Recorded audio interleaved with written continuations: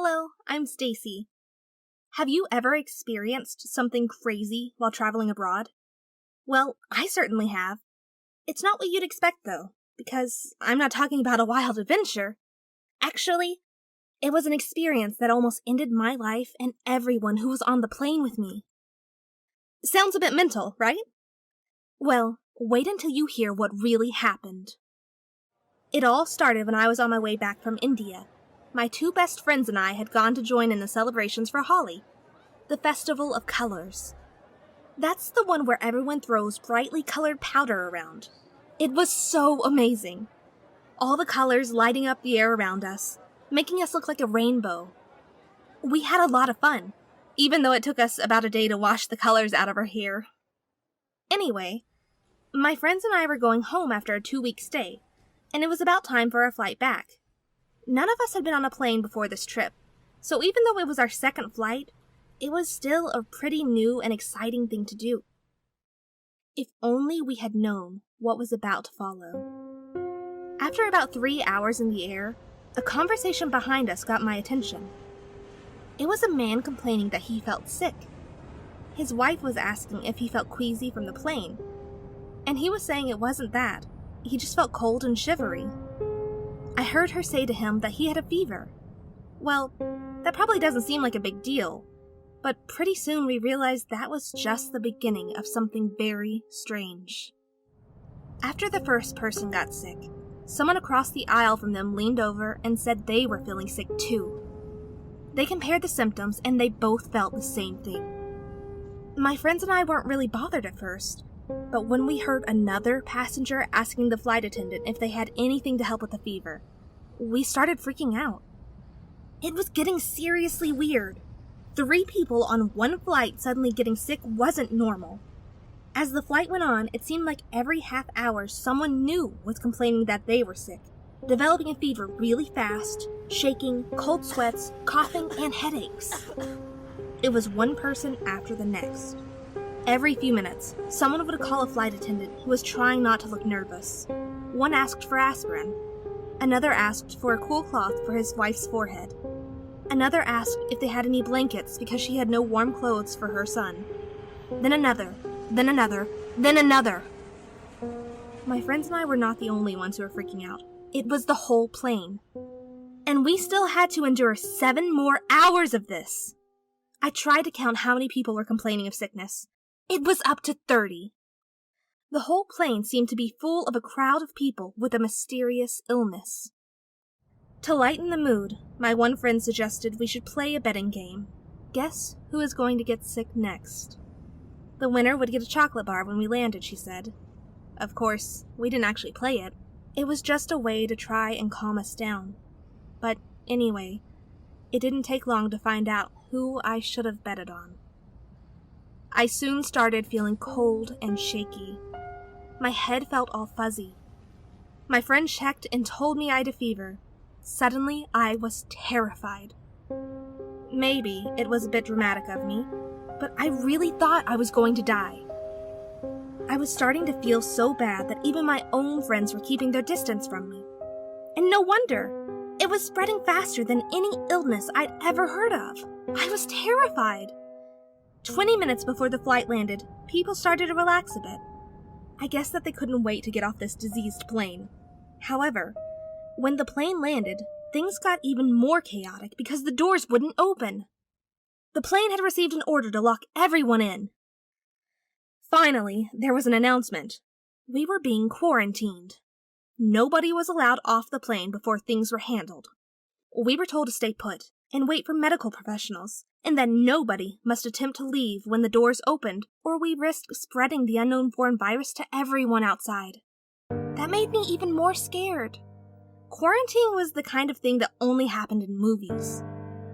If they weren't letting us off this plane to protect everyone outside, I figured they must have thought there was a chance we could all die. So I wasn't being too dramatic after all. We waited, and finally, some doctors from the Center for Disease Control stepped onto the plane. One by one, they checked every passenger, even the ones who weren't sick.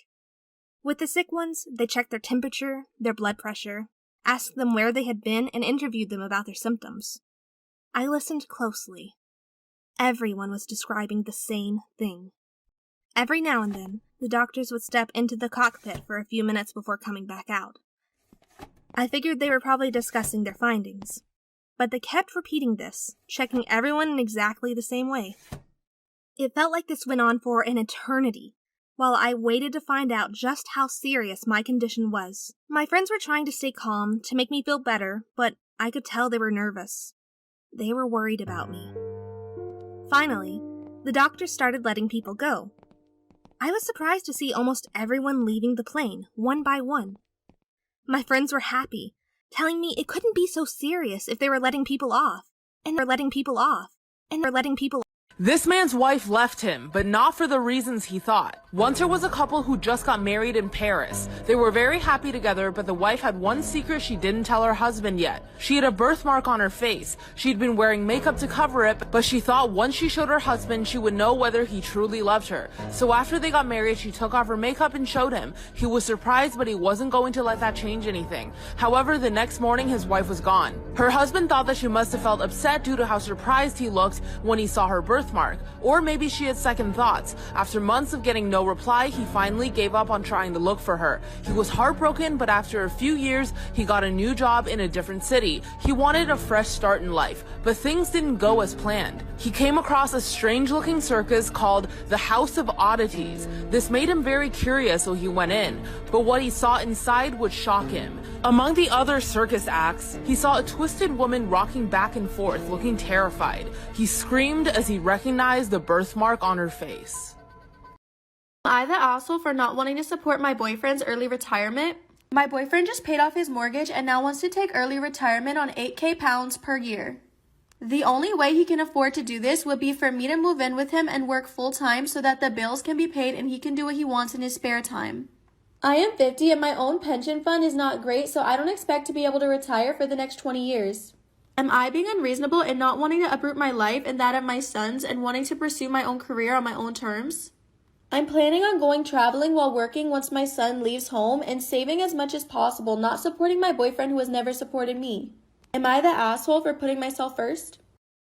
I'm 24 and I've been dating my boyfriend for 5 years now. We grew up together as neighbors and were friends for a couple years before dating. I love him so much and I want to marry him. His family is great and I adore them all, and he's great with my family too. He also formed a great relationship with my younger sister who's 21. The issue is that I think their bond is too close. My boyfriend and I live together, but he spends a lot of time with her. Albeit I am sort of busy. I'm currently in grad school for engineering, so I have to go to my classes. My boyfriend works full time. My sister is currently taking a gap year, but that 1 year has extended from when she was 18. She comes over when I'm in seminars and classes. They have tons of inside jokes and share the same sense of humor and taste in movies. It makes me feel left out, but when I try to include myself, they both stop being so enthusiastic and act like it's super awkward to have me there. My sister and I were close growing up, but started drifting when I went to uni. When my boyfriend isn't there and I talk to her, she becomes kind of cold and sometimes says rude things. Once she told me to my face that I'm not good enough for him and that he deserves better, which made me cry for a couple days. He also gets her gifts for the most random achievements, like he got her a present for making it through the week, even though she doesn't even do anything. She currently isn't working or trying to pursue a hobby or interest. She's just taking it easy, in her own words. Don't get me wrong, I'm glad my boyfriend and sister are friends, but my major problem is that my boyfriend tells her everything. Literally everything. He tells her things that he doesn't tell me and talks to her about me and our relationship. She knows all of our issues and good parts to a level of detail that I wouldn't even tell my closest friends or parents. She even knows the grades I got on my midterms and finals and what I think about my manager. I work part-time to contribute to our apartment, but also get paid for my research, which goes towards our needs as well, which I feel is unnecessary for her to know since I didn't tell her myself. I asked him to step back a bit and stop telling her things about me and our relationship, but he was shocked and told me that I'm an asshole for even requesting it.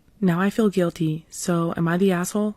I set up nanny cams in hidden spots in our bedroom and living room area in our apartment. Today happens to be my birthday and I just turned 25. Dee, my closest friend, wanted to take me on a day trip yesterday. My boyfriend agreed and said that we do something the next day on my actual birthday. I told him that I'd be out from 8 in the morning and I'd be home by 8 or 9 p.m. Dee took me out, but she noticed I was feeling a bit off. I was still thinking about something shady going on between my boyfriend and my sister. I ended up spilling everything while we were eating lunch. Dee was outraged on my behalf and agreed that something was off. She asked if I wanted to cut our day short and drop back home to see if anything was happening, and convinced me by saying that it's better to find out today than tomorrow. I realized we could have checked the nanny cams, but for some reason we forgot about them in the heat of the moment. Honestly, I'm kind of glad I didn't check because I would have started ugly crying in public. I'm guessing most of you know what happened. We drove back home around 4 p.m. I caught them literally in the act. Why were they doing it at 4 p.m.? I don't even know. I just kind of stood there with my arms folded and I hope I had a badass resting bitch face. Although maybe it was more like trying not to cry face. My boyfriend gave me a whole "it was an accident" spiel. I just ignored him and started packing my things. Thank God our lease was up for renewal within a month. He begged me and eventually yelled at me for packing up. The funny thing is, I bought most of the furniture and supplies. So, me being slightly petty, packed as much as I could. Dee helped me and we loaded everything up in her car. We left some stuff I couldn't fit, but I'll go back for that later. The whole time, my sister was sitting stoically wrapped up in a robe on my couch. We went back to Dee's house and I had a breakdown. Dee, the angel that she is, provided me with ice cream and fuzzy blankets. My boyfriend spammed me with calls and texts ringing from "I'm sorry, please forgive me, I love you, it was only one time," to "it wasn't my fault, you should have been around more." We decided to check the recordings and lo and behold, it was definitely not just once. I'm really sad that my sister, who used to bake me cupcakes and do karaoke with me, could betray me like this. My boyfriend, well, he was my first, and in hindsight, he didn't really contribute much anyways. Currently, I've been staying with my friend and I've blocked both my ex-PF and my ex-sister. To be honest, it's a huge weight off my back and I know that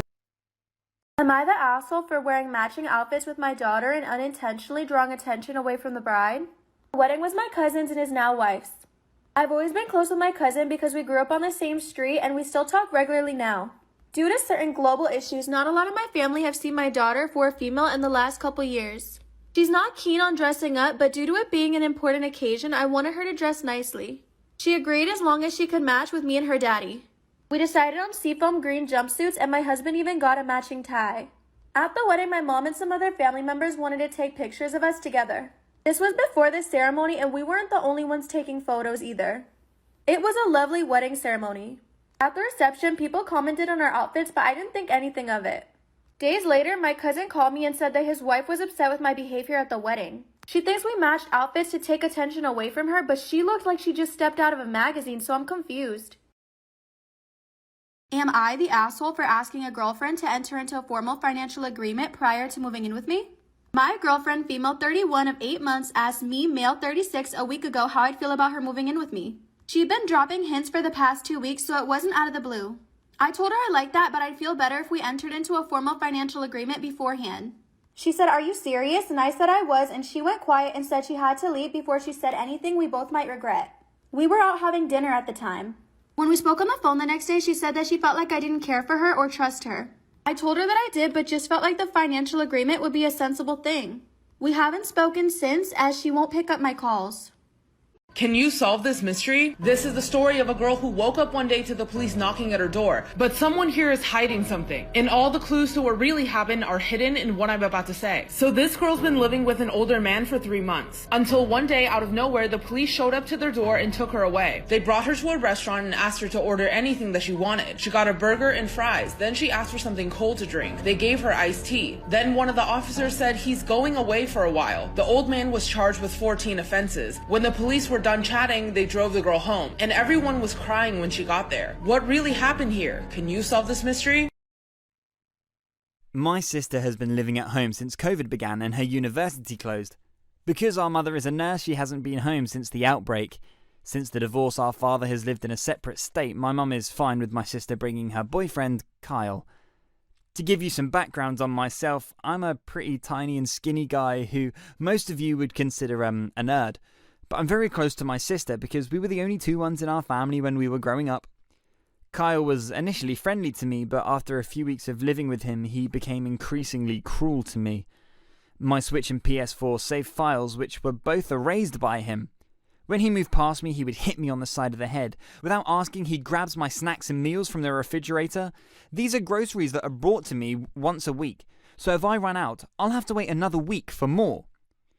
He punched me in the gut yesterday, and he stole my laptop, and I demanded it back. The bruise hasn't gone away. He threatened to do something worse if I notified my sister. When she's around, he's pleasant to me, but she's constantly in the home office. She continues to take online classes and works from home, so she is busy practically every day. Only when she spends a few hours with me do I truly feel safe. My sister, on the other hand, is happy right now. She compliments him on how lovely he is and how nicely he treats her. She claims to be pleased with how we get along and hopes that it will be a positive influence on me.